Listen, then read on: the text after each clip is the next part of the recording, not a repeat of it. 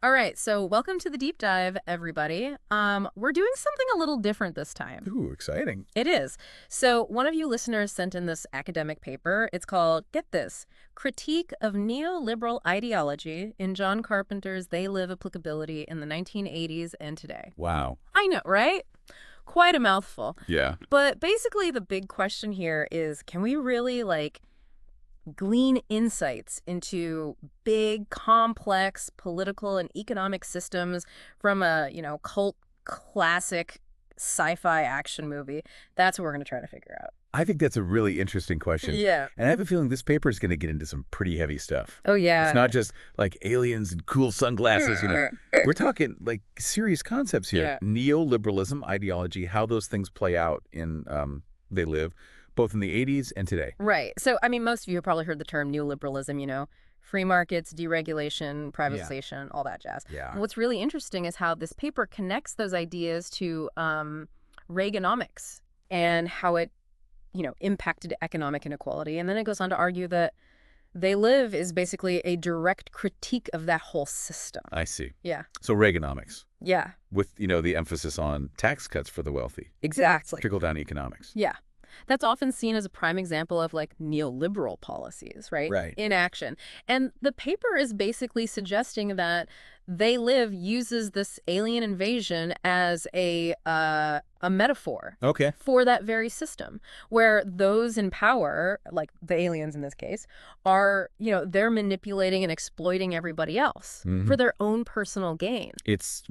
It's wild to think about, right? It is. But when you, take away the sci-fi elements, the film's message about, concentration of wealth, concentration of power, it all feels really relevant Absolutely. It does. to what we're seeing in the world today. Yeah, no, it totally does. And this paper also goes into this concept of ideology. Ooh, ideology. Basically the unseen forces that kind of shape how we think and behave. That's deep, man. It is. And in the movie, this is depicted through those sunglasses. Yeah. The ones that let John Otis see all those subliminal messages. Oh, right. Hidden in the ads, the media, everything. Yeah. Obey, consume, plastered everywhere. Yes. It's such a, powerful visual, of how we're just constantly being hit with all these messages. Right. That just reinforce whatever the dominant ideology is, even if we don't, even realize it. Absolutely. The film is like, wake up. Wake up, sheeple. Yeah. Look around. Question what you're seeing and hearing. It's Yeah. urging us to question everything. And the paper really digs into this whole idea of waking up Right. as being central to the film's message, Right. So Nada at the start, he's just buying into the system. Right. He's this hardworking, blue-collar dude who, really believes in the American dream. Mm-hmm. And then, boom, he puts on those sunglasses and everything changes. That's when everything flips. Totally. It's like a literal shift in perspective. Yeah. He sees the truth. About the aliens, about the manipulation, about how the system is, rigged Yeah, against him. totally. And it makes you wonder, how much agency do we really have That's a great question. in a system that it feels like is designed to keep us, complacent? And that's something that resonates, Yeah. not just in the movie, but in our own lives. Totally. Do we just accept the reality that's presented to us? Or do we question it? Do we fight back? Do we push back? Yeah. It's a question They Live is definitely grappling with. Yeah. And it's something we're going to keep exploring as we, dive deeper into the film's symbolism and its critique of neoliberalism. But I'm curious, before we move on, what are your initial thoughts on this whole connection between, a sci-fi action movie and real world politics and economics? Well, what I find fascinating is how They Live Them doesn't shy away from tackling these really complex issues. Yeah. Even though it is, at its core, a genre film.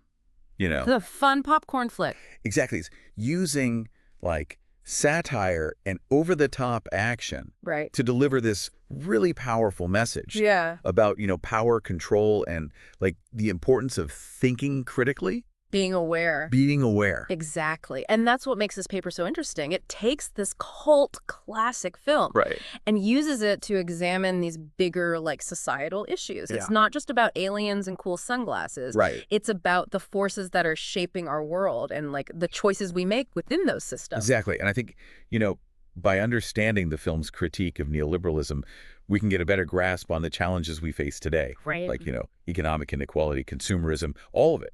All of it, yeah. But of course, They Live isn't just all doom and gloom, right? It also offers a little, like, a glimmer of hope, a vision of resistance. And that's what we're going to get into in the next part of our deep dive. We'll look at this concept of Justiceville, the homeless encampment that kind of represents an alternative to the alien-controlled world. Yeah, okay. And we'll examine the film's message about, like, the possibility of fighting back against oppressive systems. Sounds good. I'm in. Okay, so we're back, and we're diving deeper into this academic paper on They Live. You know how it critiques neoliberal ideology? It's more than just a cool action movie. Yeah, no, for sure. Last time, we talked about those aliens. Right. And those awesome sunglasses. These sunglasses. As metaphors. Yeah. For power structures and manipulation. Yeah. But there's also this, like, glimpse of an alternative in They Live. Okay. And this paper calls it, like, Justiceville. Justiceville. Okay, so that's that homeless encampment where the people seem to, like, be living differently. Right, right. They're not buying into the consumerism. Yeah. And, like, alienation. It's like a whole other world in the middle of LA. Exactly. And what's so interesting is, like, this paper connects Justiceville to resistance. Oh, okay. Against that, dominant neoliberal ideology. Right. So they're, like, actively rejecting the system. It seems like it, yeah. They have almost nothing materially, but they've formed this, like, community. Interesting. All about solidarity, mutual aid. It's like almost a mini utopia, Wow. A direct contrast to the whole, like, dog-eat-dog world that the aliens are, like, pushing. Right. And even the name Justiceville, it's so deliberate, right? Yeah, Like they're yearning for, I don't know, fairness, a system that, like, actually values human connection over profit. I think you're spot on there. The paper argues that Justiceville's very existence is like a threat to the system. Really? It shows that another way of life is possible. Right. One that rejects those values, like consumerism and individual gain. Right. But it doesn't last, right? It gets destroyed. Brutally. Brutally by, like, the authorities, right? Right. That scene's pretty heavy-handed, like Carpenter is saying, don't even try. Resistance is futile. Yeah, basically. But maybe we should look at it, like, through the lens of power dynamics. Okay. Like, Justiceville's destruction is highlighting this brutal reality that those in power, they'll use force. Right. To maintain control. It's like a stark reminder of the challenges facing, any movement for social change. Yeah. What do you think about that scene? I mean, it's disturbing, for sure. But I also see it as, like, a call to action. Oh, interesting. It shows that real change, like systemic change, it's going to require a fight. Yeah. A willingness to stand up. To those who benefit. Yeah, exactly, from the current system. And, like, that brings up another thing that the paper talks about, this whole concept of, like, selling out. Yeah. The film shows how some humans have chosen to, like, collaborate. With the aliens. Well, the aliens. In exchange for, power. Wealth and power. Exactly. It's like a pretty cynical take. Yeah. On human nature. Mm-hmm. But the paper argues that it's also saying something about, like, how people in power become complicit. Yeah. They become complicit in upholding systems of oppression. Right. Often without even realizing it. Wow. So it's like they've traded their humanity for a seat at the table.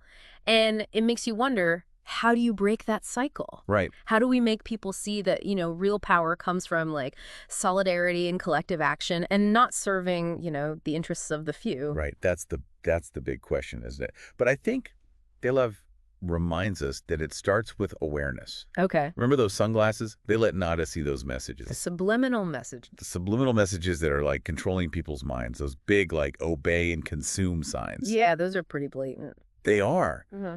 But in the real world, the paper suggests these messages are much more subtle. Oh, yeah. Like woven into the fabric of our culture. Think about, advertising. Media.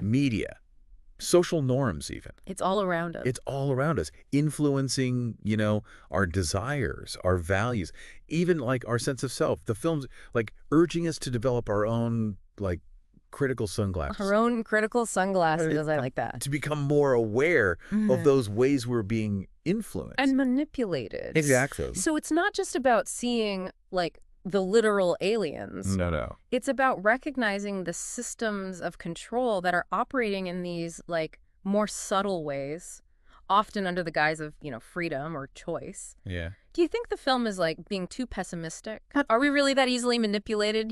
I think They Leave is definitely a provocative film, Yeah. but it's not about, despair. Right. It's a wake-up call. Okay. It's a reminder that we have the power Okay. to resist. To resist. But that resistance, it requires awareness. Right. Critical thinking. Yeah. A willingness to, challenge things. The status quo. Yes, exactly. It's easy to feel powerless, when you look at how huge these systems are, Right. especially today Right. with, globalization, technology, all of that. Yeah. But it's suggesting that even small acts of resistance Can make a difference. can make a difference. Absolutely. And the paper highlights that They Live isn't just about individual heroism. It's about collective action. People coming together Oh, yeah. to fight for something. Yeah. Think about how, Nada teams up with Frank Right. and the other rebels. Their strength is in their solidarity. It's like that old saying, united we stand. Actually, that- And, their fight, it's messy. Yeah. It's chaotic. Yeah. It ends tragically. It does. But they do manage to, expose the truth. They do. They disrupt things. Even for a little while. Even for a little bit. It's a reminder that, even when it feels like the odds are totally stacked against you, There's power in resistance. there's power in resistance. What do you think? I think the film's message is, as relevant today as it was in the 80s, maybe even more so. We're facing all these, unprecedented challenges. Mm-hmm. Climate change, Right. economic inequality, Uh, the erosion of, democratic values, Yeah. all this stuff. But They Live reminds us that we're not powerless. yeah. We can question, challenge, build a better future. It's all about choosing to put on those sunglasses, right? Yes. Metaphorically speaking, Yeah. seeing the world with clear eyes and then doing something. And then doing something. But what does that something even look like? Yeah. Does They Live offer any, real solutions? That's something we'll explore in the final part of our deep dive. We'll look at that ambiguous ending too. Welcome back to the Deep Dive. We've been talking about They Live and how it's not just some, cheesy 80s action flick. Yeah. This paper that one of you sent in argues that it's a really sharp critique of neoliberal ideology. Right. Using aliens and mind control as metaphors Right. for those systems of power that shape our world. Yeah, exactly. And it feels so relevant today. Totally. Even more so than when the film came out, I think. I think so too. So in this last part of our deep dive, I'm curious, what are your thoughts on the ending? The ending. Yeah, the ending. It's a bit of a head scratcher. It is. It is. On the one hand, the truth is exposed Right. about the aliens. Yeah. They lose their control. Yeah, their control is disrupted. But Nada and Frank, the guys who fought back, they end up, They're dead. they're dead. It's a victory, but it comes at a huge cost. Yeah. So They Live, ultimately a pessimistic film? That's a good question. And the paper, it wrestles with that. Yeah. Is it saying that any attempt to dismantle these systems is doomed to fail? Or is there a more hopeful reading? Maybe it's not about, finding easy solutions. Maybe it's more about starting a conversation, Right. challenging us to think critically I mean, yeah. about the world and our place in it. I think that's a key takeaway. Yeah. The Lives doesn't offer some clear blueprint Mm. for revolution. It's not a how-to guide, for dismantling these systems. Right. But it does, I think, force us to confront with some uncomfortable truths. Recognize the ways we're all, complicit Yeah. to some extent in these systems. And that's where that idea of waking up comes back, right? Exactly. Yeah. The film seems to say, the first step towards change is awareness. Right. Recognizing how we're being influenced and controlled. Yeah. And that awareness can be it can be unsettling. Yeah, for sure. It can be painful. Just like Nada when he puts on those sunglasses for the first time. He sees the world for what it is. He sees the truth. Yeah. And we might feel, overwhelmed, disillusioned, angry even. Totally. But the film doesn't just leave us in that, in that despair. It shows that even small acts of resistance Can make a difference. can make a difference. Nada and Frank, despite everything. The odds are stacked against them. They fight back. They disrupt the aliens' broadcast. Mm-hmm. They expose their true forms to the world. Right. And even though they don't, live to see the final outcome, Their sacrifices. their sacrifices, yeah. They pave the way for others. to continue the fight. And that's where that message about solidarity and collective action, that becomes so important. Right. It's not about, like, the lone wolf taking on the system. It's about, recognizing that real change requires a collective effort. People coming together to challenge the status quo. And to build a better future. Yes. And like that collective effort, it doesn't have to be some big dramatic thing. No. It can be like small acts of defiance. Right. Questioning the messages we're being fed. Right. Supporting, movements for social justice. Just like building community. Yeah. In a world that often feels like really fragmented and isolating. Absolutely. And that's what resonates with me about They Live, even with that, kind of ambiguous ending. Yeah. It's a reminder that we're not powerless. We have a choice. We have a choice. We have the agency to, to resist, Yeah. to fight for a more just world. And more equitable world. Yeah. And like that fight, it might not always be successful. Right. We might face setbacks, losses, even tragedies. Yeah. But They Live reminds us that human spirit of resistance. It's powerful. It's powerful. That desire for a better world, that's a force to be reckoned with. It really is.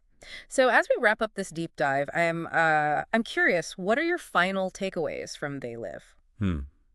What stands out to me is that it's more than just a critique of, like, a specific economic system. Right. It's a timeless parable about, power, the allure of conformity. Right, and the need for like vigilance and resistance. Exactly. It's a film that asks us to question everything, to see the world clearly, and to never give up hope for a better future.